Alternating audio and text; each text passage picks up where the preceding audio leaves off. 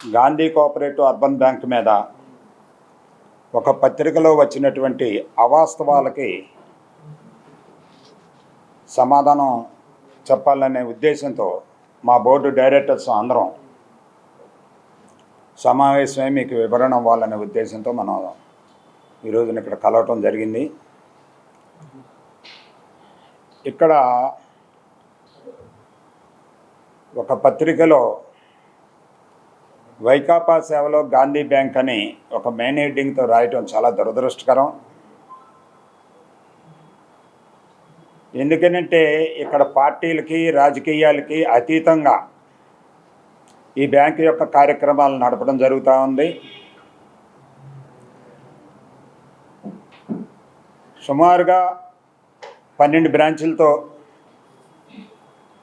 సుమారుగా 1300 కోట్ల టర్నోవర్తో ఎంతో నీతి నిజాయితీతో సేవలు చేస్తున్నటువంటి పాలకవర్గం మీద అవాస్తవాలు ప్రచురించినందుకు కొంచెం బాధాకరంగా ఉంది. దాని గురించి ఈ సమావేశాన్ని నిర్వహించడం జరిగింది.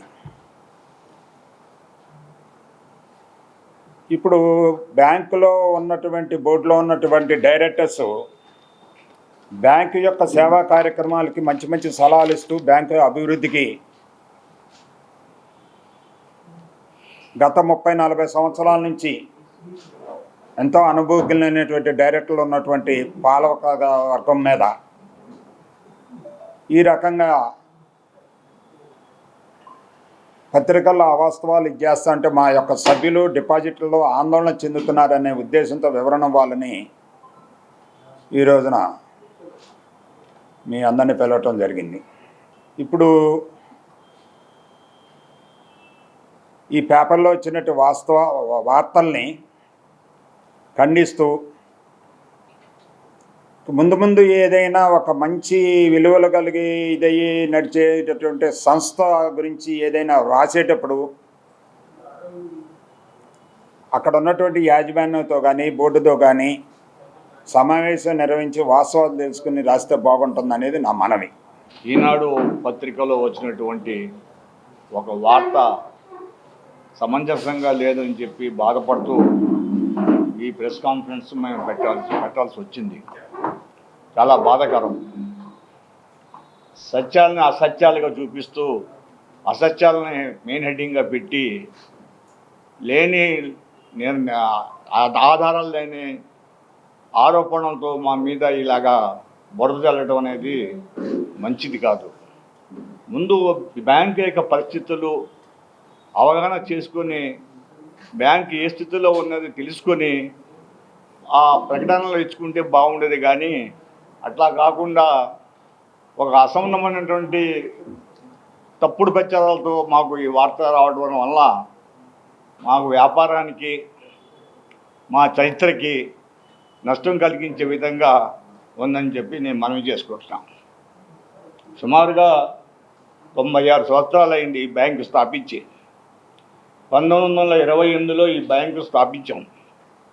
మా పూర్వీకులు స్థాపించినటువంటి బ్యాంకు చిన్న పెగిటిల్లో స్థాపించి ఈరోజు 2 పెద్ద భవనాలు, సొంత భవనాలు, 2 సొంత స్థలాలు, Nuzvid Hanuman Junction, head office Singanagaram, 2 సొంత భవనాలు కలిగి 20,000 మంది సభ్యులతోటి దాదాపు 840 కోట్ల రూపాయలు లోపు ఉన్నటువంటి డిపాజిట్లతోటి ఈ బ్యాంకు నడవడిక నడుస్తున్నది.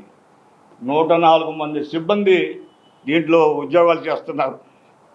మరి ఈ 23-24 సంవత్సరానికి కూడా దాదాపు 9 కోట్ల రూపాయలు నికర ఆదాయం వచ్చింది, ఇన్కమ్ ట్యాక్స్ పోను. మరి ఈ 96 సంవత్సరాల చరిత్రలో 12 బ్రాంచీలు ఏర్పాటు చేస్తామండి. 12 బ్రాంచీలు. ఈ 12 బ్రాంచీలు కూడా ఎంతో సేవలను అందిస్తూ మరి ప్రజల యొక్క తీర్పుల్ని శిరసా వహిస్తూ ఏకగ్రీవంగా ఈ 96 సంవత్సరాల చరిత్రలో 7 సార్లు ఏకగ్రీవంగా ఎన్నుకోవడం జరిగింది. ఈ ఎన్నిక కూడా మొన్న జరిగిన ఎన్నిక కూడా ఏకగ్రీవమైన ఎన్నిక. మరి ఇంత ప్రజలకు అభిమానం సంపాదించినటువంటి ఈ బ్యాంక్ చరిత్ర మీద ఈ విధంగా తెలియక రాయటం అనేది శోచనీయమైనటువంటి విషయం. ఉదాహరణకి ఒక ఆరోపణ ఈనాళ్ళు వచ్చింది. అదేంటంటే 4 కోట్ల రూపాయలు ఏదో మిస్లీడ్ చేశారని పటవటి లంకలో ఏదో ఎన్నికల్లో వైఎస్ఆర్ పార్టీకి ఇంకో పార్టీకి ఇంకేదో మేము ఏదో అనామతిగా పంపించామని చెప్పి పటవంట బ్రాంచ్లో జరిగిందని చెప్పి ఒక ఆరోపణ చేశారండి. అది అసత్యం. ఆ మేనేజర్ గారు వచ్చారు. ఇప్పుడు ఆ మేనేజర్ గారు వివరణ ఇస్తారు. దయచేసి వినండి. దయచేసి చెప్పండి మేనేజర్ గారు.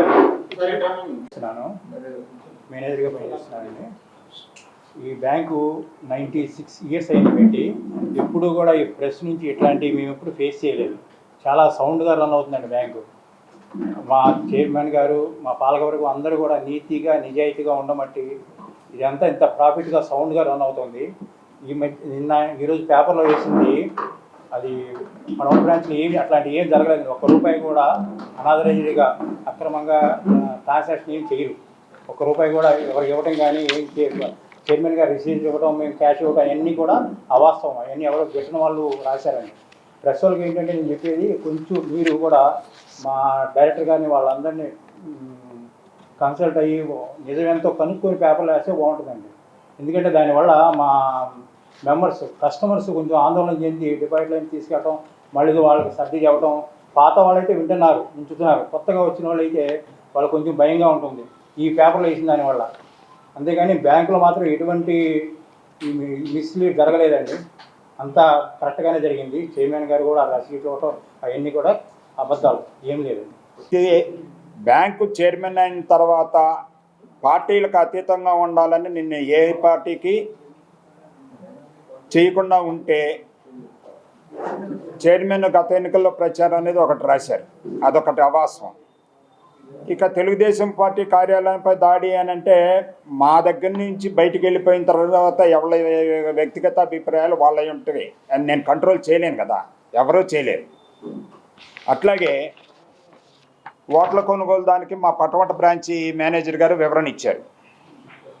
అట్లాగే విశాఖపట్నం గాజువాక నూతన బ్రాంచ్ గురించి రాశారు, స్థలాల కొనుగోలు గురించి. ఈ స్థలాల కొనుగోలు చేసేటప్పుడు డైరెక్టర్లు 8 మంది కూర్చుని అక్కడికి వెళ్ళి పరిశీలించి అందరూ డైరెక్టర్లు ఆ స్థల యజమానితో బేరమాడి ఓ పద్ధతి ప్రకారం చేయడం జరిగిందండి. బోర్డులో అందరూ సంప్రదించి తీర్మానాలు చేసుకుని కొనుక్కోవటం అనేది జరిగింది. అట్లాగే విశాఖపట్నం బ్రాంచ్కి కూడా మనం ఆర్బీఐకి పర్మిషన్ చేసుకునేటప్పుడు ఒక అడ్రస్ ఉండాలనే ఉద్దేశంతో బిల్డింగ్ తీసుకొని చాలా తక్కువ ఖర్చుతో ఆ బిల్డింగ్ యొక్క ఆధునికీకరణ అంటే ఇంటీరియర్ డెకరేషన్ కానీ, కంప్యూటర్స్ కానీ, ఏసీలు కానీ, స్ట్రాంగ్ రూమ్ కానీ, లాకర్స్ కానీ అవన్నీ ఏర్పాటు చేయడం జరిగింది. అట్లాగే ఈ పాలక వర్గంపై ఫిర్యాదులు అనే దానికి గతంలో డిపార్ట్మెంట్ వారు విచారించి మొత్తం రికార్డు అంతా పరిశీలన చేసి ఏ రకమైన ఇది లేదని ఇవన్నీ ఫాల్స్ కంప్లైంట్స్ అనేది నిర్ధారణ చేయటం కూడా జరిగిందండి. కాబట్టి ఇంకొకసారి మనవి చేసుకునేది ఏంటంటే పాత్రికేయ మిత్రులందరికీ, పత్రికా రంగం వారికి, లేకపోతే ఎలక్ట్రానిక్ మీడియా వారికి ఏదైనా ఒక సంస్థ గురించి రాసేటప్పుడు వారిని అడిగి వాస్తవాలు తెలుసుకుని రాయాలని నా మనవి. నమస్కారం.